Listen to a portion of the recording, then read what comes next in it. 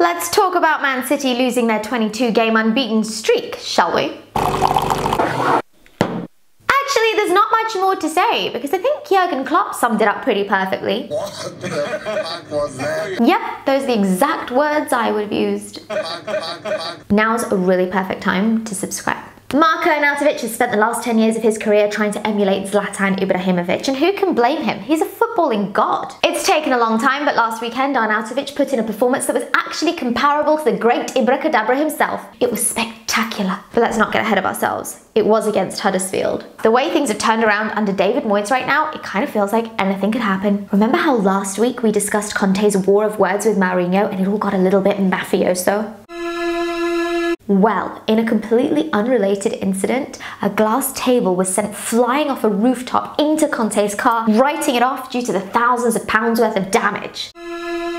They're blaming stormy weather. That's exactly what Mourinho would want you to think. Stoke City have finally hired a manager, their fourth choice manager. Paul Lambert has been selected as the ideal candidate, and interestingly, he hasn't ever been relegated from the Premier League.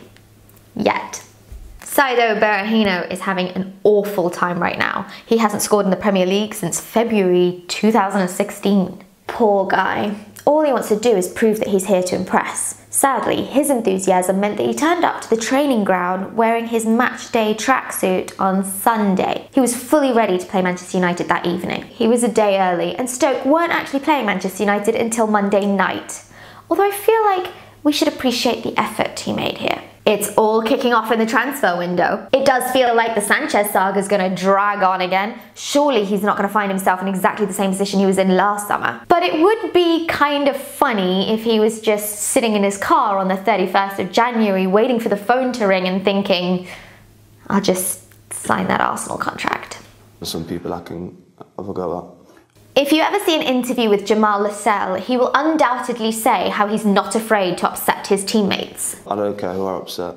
If I didn't know any better, I think his favourite thing was upsetting his teammates. If it upsets a few people, then they just got to take on the chin. Jesse Lingard loves the fact that he scored twice against Arsenal last month. He loves the fact that he pulled out the Millie Rockin celebration at the Emirates. He loves it so much that he's actually had it immortalised in it's a phone case. I'm done. Actually, oh, that hurt. This is Mojo, by the way.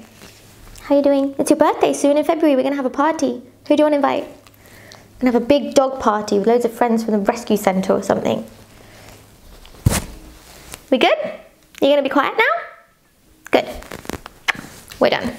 For the record, everything I say on my EPL is utterly ridiculous. Please don't sue me.